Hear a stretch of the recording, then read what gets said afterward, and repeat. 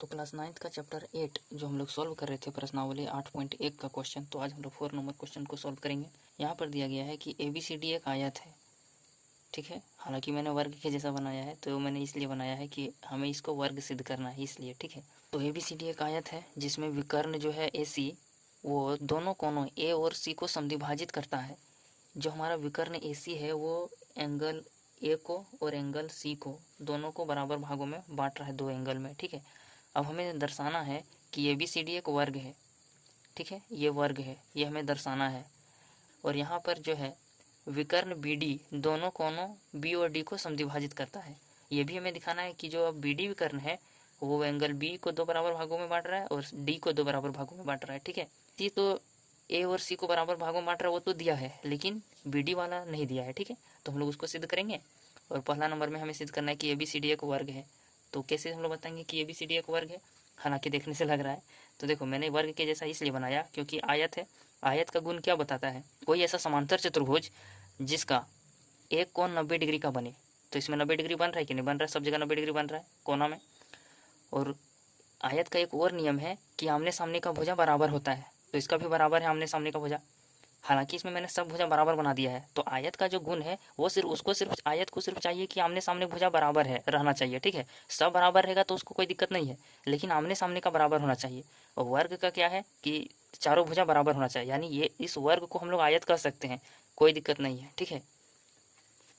तो इसलिए मैंने वर्ग का ही चित्र बना दिया है, ठीक है। अब हम लोग इसमें लिखेंगे कि दिया है कि ABCD एक आयत है जिसमें विकर्ण AC कोनों A और C को समद्विभाजित करता है। यहाँ लिख देंगे जिसमें विकर्ण, अब हम लोग यहाँ लिखेंगे सिद्ध करना है। ABCD एक वर्ग है, पहला नंबर में वही सिद्ध करना है। और दूसरा नंबर में हमें सिद्ध करना है विकर्ण BD B और D को समद्विभाजित करता है। अब प्रमाण में हम लोग क्या चीज़ लिख के शुरुआत करें कि हमारा ABCD एक वर्ग हो जाए। जहाँ पे कट रहा है वहाँ कुछ नाम दे देते हैं, वो जनरली O ही दिया जाता है, इसलिए वो दे दिए, ठीक है। उसमें कोई दिक्कत नहीं, कुछ भी दे दोगे तो दिक्कत नहीं है। अब प्रमाण में हमें लिखना है, अब क्या वो हमें अब सोचेंगे। तो ABCD वर्ग करने के लिए हमें क्या करना पड़ेगा? चारों भुजा को बराबर करना पड़ेगा, ठीक है। क्योंकि आयत है तो इसका एक कोण तो 90 डिग्री है ही, तो वो तो करना नहीं है। हमें सिर्फ ये देखना है कि ABCD का चारों भुजा बराबर हो जाए, ठीक है। तो वो हम लोग कैसे करेंगे वो सोचना है। तो जैसा कि क्वेश्चन में दिया गया है कि ABCD एक आयत है, तो इसका आमने सामने का भुजा पक्का बराबर होगा, ठीक है। AB जो है वो CD बराबर होगा, AD और BC बराबर होगा आमने सामने भुजा। और समांतर भी है आमने सामने, क्योंकि आयत है ना, आयत खुद एक समांतर चतुर्भुज है, तो समांतर चतुर्भुज का सारा गुण इस पर लगेगा, ठीक है। और प्लस में आयत का भी गुण लगेगा इसमें, ठीक है। तो हमें क्या करना है कि जैसे आमने सामने का भुजा बराबर है, तो हमें किसी प्रकार से AD और CD और AB और BC कोई एक जोड़ा हम बराबर कर देंगे ना, तो उसके बाद आपस में सब बराबर हो जाएगा, ठीक है। ये भी सिद्ध करना है कि वर्ग का जो विकर्ण है वह लंब समद्विभाजित होता है, तो वो भी हमें दिखाना है, तब हम उसे वर्ग कहेंगे। प्रमाण में हम लोग लिखेंगे कि चूंकि जो हमारा यहाँ पर ABCD है, ABCD एक आयत है और आयत एक प्रकार का समांतर चतुर्भुज है, इसलिए सम्मुख कोण बराबर होगा। अब हम लिखेंगे कि अर्थात हम कहना क्या चाह रहे हैं, सो कि हमारा जो एंगल BAD है, एंगल BAD जो है वो हमारा बराबर होगा एंगल BCD के। ये होगा कि नहीं? हो जाएगा बराबर। और हमारा जो एंगल ABC है वो भी बराबर हो जाएगा हमारा ADC के। कि चूंकि इसको समीकरण 1 नाम दे देते हैं। अब लिखेंगे कि चूंकि समीकरण 1 से एंगल BAD जो है वो हमारा बराबर है एंगल BCD के। BAD जो है वो BAC और DAC को मिलकर बना है, या BCD जो है वो बना है ACB और ACD। अब हम लोग क्या करेंगे, DAC को रखेंगे, ठीक है, और DAC को रखेंगे और इधर से ACD इसको रखेंगे। DAC को बचा के रखेंगे और ACD को बचा के रखेंगे और इन दोनों को एलिमिनेट करेंगे, काटेंगे दोनों को, ठीक है। अब BAC जो है BAC यानी कि ये वाला एंगल, और हमारा है ACB ये वाला एंगल। अब ACB को हम लोग क्या लिख सकते हैं? DAC लिख सकते हैं। हम लोगों ने जो ACB को ACD में बदला उसका कारण हम लोग क्या देंगे, अब लिख देंगे दिया है एंगल C जो है वो समद्विभाजित है। तो ACB को ACD में हम लोग बराबर कर दिए, अब ACD को बराबर कर देंगे इसका, ठीक है। तो angle DAC plus angle BAC बराबर हो जाएगा एंगल ACD अब है। और फिर हम लोग ACD को बदल देंगे इसमें, अब एकांतर कोण यहाँ नियम लग जाएगा तो हमारा BAC बराबर हो जाएगा। अब हम लोग BAC को कैंसिल करेंगे और हमारा एंगल आ जाएगा DAC प्लस एंगल बराबर आ जाएगा एंगल ACD। ठीक है, इसको हम लोग समीकरण 2 नाम दे देंगे। ठीक है, DAC बराबर हो गया एंगल ACD के। तो इस यदि ऐसा है, चूंकि हमारा ये बराबर है इसलिए हम लोग लिखेंगे कि जो बराबर कोण का सम्मुख भुजा भी बराबर होता है, इसलिए बराबर कोण का सम्मुख भुजा बराबर होता है, इसलिए AD जो है वो बराबर हो जाएगा CD के। कहेंगे कि इसी प्रकार एंगल BAC जो है वो भी हमारा बराबर हो जाएगा ACB के। हम लोग लिख देंगे कि बराबर कोण का सम्मुख भुजा बराबर होता है।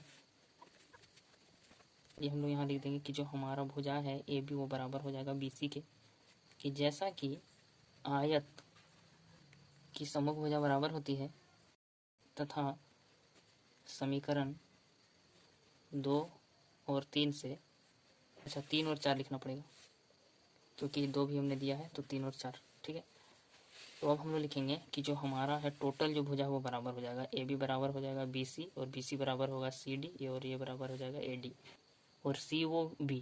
ठीक है, AOB तथा त्रिभुज COB में, अब इसमें जो AO है वो हमारा CO के बराबर है जो कि दिया है, समद्विभाजित करेगा कि नहीं, आयत है तो विकर्ण समद्विभाजित करेगा यानी दिया है।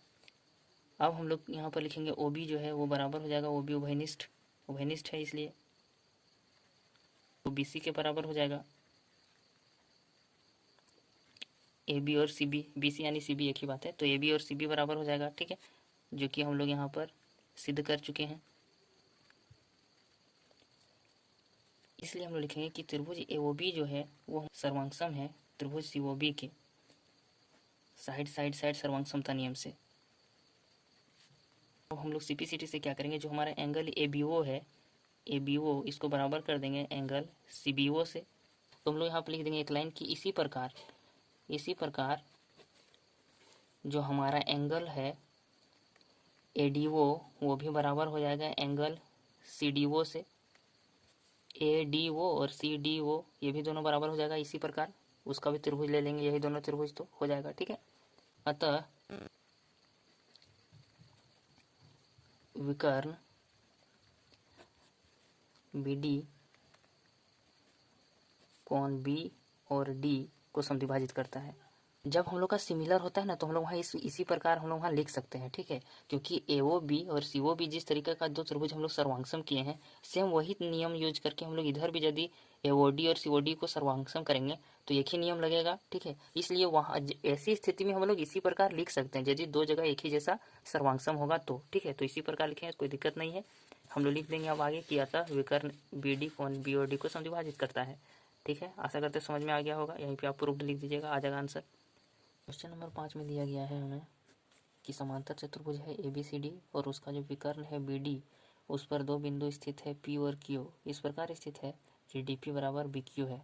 तो जितना भी चीज़ क्वेश्चन में लिखा है हमारा दिया हुआ है। ठीक है, और हमें दर्शाना है कि ये PD और CQB सर्वांगसम है और ये P और CQ यहीं से आ जाएगा, तो इसे सर्वांगसम करेंगे तो ये भी क्वेश्चन सोल्व हो जाएगा। ठीक है, ये QB और CPD त्रिभुज को सर्वांगसम करेंगे तो ये Q और CP बराबर हो जाएगा CPCT से।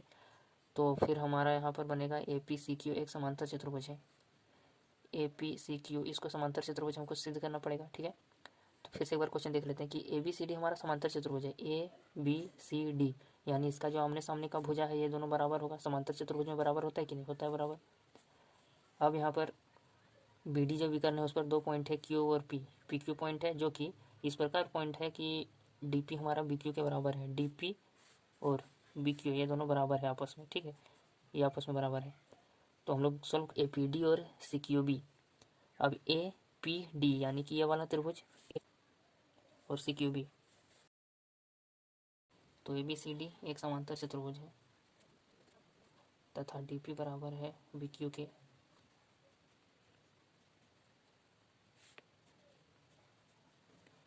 सिद्ध करना में जितना भी समय दिया गया है दर्शाने वाला वो सारा लिख देंगे। ठीक है, तो सबसे पहले हमें यहाँ सिद्ध करना है कि जो हमारा एपीडी त्रिभुज है वो हमारा सर्वांग है सीक्यूबी के। तो एपीडी त्रिभुज में हमारा एडी जो है वो हमारा बीसी के बराबर हो जाएगा। समांतर चतुर्भुज का आमने सामने भुजा बराबर होता है, समांतर होता है उसके गुण के आधार पर, ठीक है। और जो हमारा डीपी और बीक्यू बराबर है तो दिया गया है, तो दिया है। और दो समांतर रेखा है एडी और बीसी, तो इसका जो एकांतर कोण है वो भी बराबर हो जाएगा। तो साइड एंगल साइड से हम लोग इन दोनों त्रिभुज को सर्वांग कर देंगे, ठीक है। एडी भुजा जो है वो समांतर है बीसी के, इसलिए जो हमारा एंगल एडीपी है, एडीपी वो हमारा बराबर हो जाएगा एंगल सीबीक्यू के, सीबीक्यू। वो कारण यहाँ दे देंगे एकांतर कोण कि त्रिभुज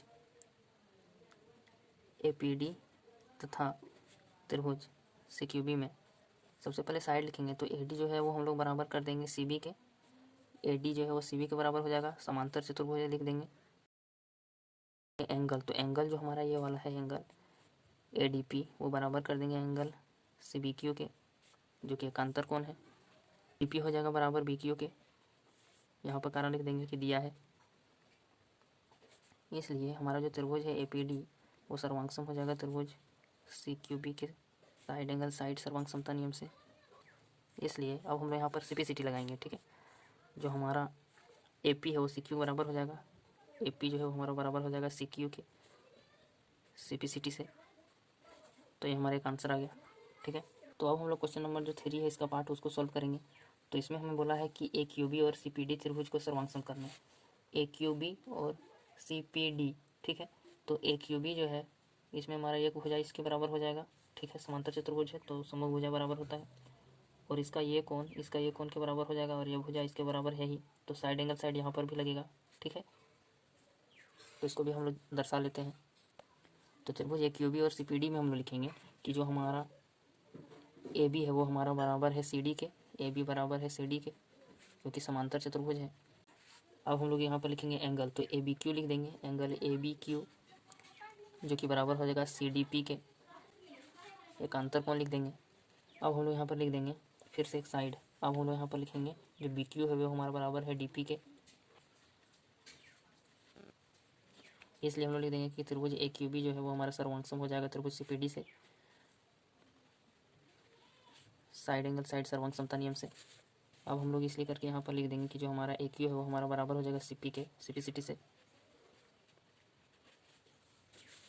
आशा करते हैं आपको समझ में आ गया होगा, ठीक है। और सीपीसीटी क्या होता है जानने के लिए आप लोग पिछला वीडियोस को देखिए। सीपीसीटी में कहने का मतलब होता है कि जो corresponding part of congruent triangle है, यानी कि इसका ए बी जो है वो इसका ए क्यू जो है वो इसका सी पी के बराबर होगा भुजा, जो क्यू बी भुजा है वो पी डी भुजा के बराबर होगा, जो ए बी भुजा है वो सी डी भुजा के बराबर होगा, और ये एंगल सी के बराबर होगा, क्यू पी के बराबर होगा, बी और डी के बराबर होगा। इसका मतलब यही होता है, ठीक है, सीपीसीटी का मतलब।